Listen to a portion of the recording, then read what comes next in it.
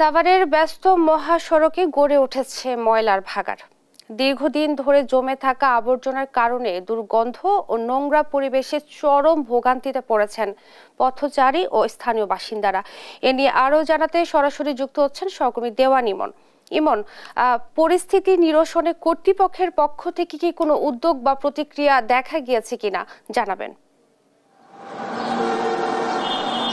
ইসরাত, আপনাকে ধন্যবাদ। আমি এই মুহূর্তে রয়েছি ব্যস্ততম ঢাকা-রিচা মহাসড়কের পাশে এবং দেখতে পাচ্ছেন যে ঢাকা-রিচা মহাসড়কে যেটি লোকাল লেন রয়েছে সেই লোকাল লেনের উপরে কিন্তু এভাবেই বাসাবাড়ি, হসপিটাল এবং কলকারখানার বজ্র কিন্তু সরাসরি এখানে এসে ফেলানো হচ্ছে এবং এটি কিন্তু আজকেই যে এই চিত্র এটি কিন্তু তা নয়, প্রতিনিয়তই কিন্তু এরকম ঢাকা-রিচা মহাসড়কের বিভিন্ন স্থানে কিন্তু এভাবে ময়লা ফেলা হচ্ছে এবং এটি কিন্তু তারা করে যাচ্ছে। কারণ সাভারে যেহেতু প্রকৃতপক্ষে কিন্তু এই যে পৌরসভার কিন্তু স্থায়ী কোনো ডাম্পিং ব্যবস্থা নেই এবং এই ডাম্পিং ব্যবস্থা না থাকার কারণে এই যে বাসাবাড়ির প্রতিদিন যে পরিমাণ বজ্র তৈরি, এই বজ্র যে পরিমাণ বাসাবাড়ি থেকে বেরোচ্ছে সেই বজ্র, কলকারখানার বজ্র এবং এই যে ক্লিনিক হাসপাতালে যে সমস্ত বজ্র, এগুলো কিন্তু নির্দিষ্ট কোনো স্থান না থাকার কারণে কিন্তু যত্রতত্রভাবে এগুলোকে ফেলা হচ্ছে এবং এতে করে প্রতিনিয়ত কিন্তু দুর্ভোগের শিকার হচ্ছেন যারা এই সড়কটি ব্যবহার করছেন, তারা পাশাপাশি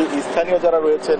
এতে কিন্তু প্রকট দুর্গন্ধ এখান থেকে ছড়াচ্ছে। আশপাশে যারা বসবাসকারী রয়েছেন তারা কিন্তু চরম দুর্ভোগ পাচ্ছেন। কিছুক্ষণ আগে আমরা পথচারীদের সাথে কথা বলছিলাম, তারা যেটি বলছেন যে এই সড়ক দিয়ে যখন এটি যেহেতু বাজার বাসস্ট্যান্ড, এখানে কাঁচা বাজার রয়েছে, এখানে যেহেতু যাত্রী পরিবহনের জন্য পরিবহনগুলো দাঁড়াচ্ছে, সেই সময় কিন্তু এইখানকার এই পরিবহন সেবা বা বাজারে যারা আসছেন তারা কিন্তু এই দুর্গন্ধ কিন্তু তারা প্রতিনিয়ত পোহাচ্ছেন এবং এটি যেহেতু ঢাকা-রিচা মহাসড়ক, এই মহাসড়ক দিয়ে প্রতিনিয়ত যেই লাখ লাখ মানুষের যাতায়াত, তারাও কিন্তু এই দুর্ভোগের কিন্তু শিকার হচ্ছেন। আমরা এই বিষয়ে উপজেলা প্রশাসনের সাথে কথা বলেছিলাম, যিনি এখন দায়িত্ব রয়েছেন পৌর কর্তৃপক্ষেরও।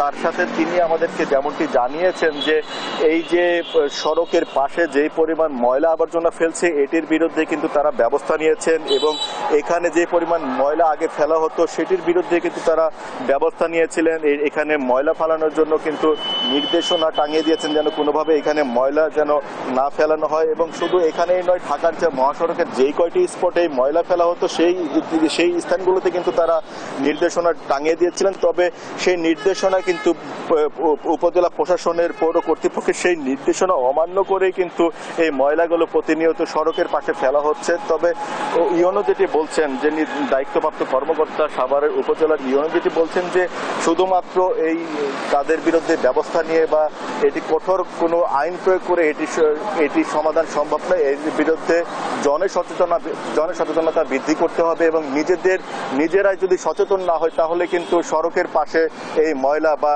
এই যত্রতত্র এই ময়লা ফেলা কিন্তু কোনোভাবেই বন্ধ করা যাবে না। ইসরাত।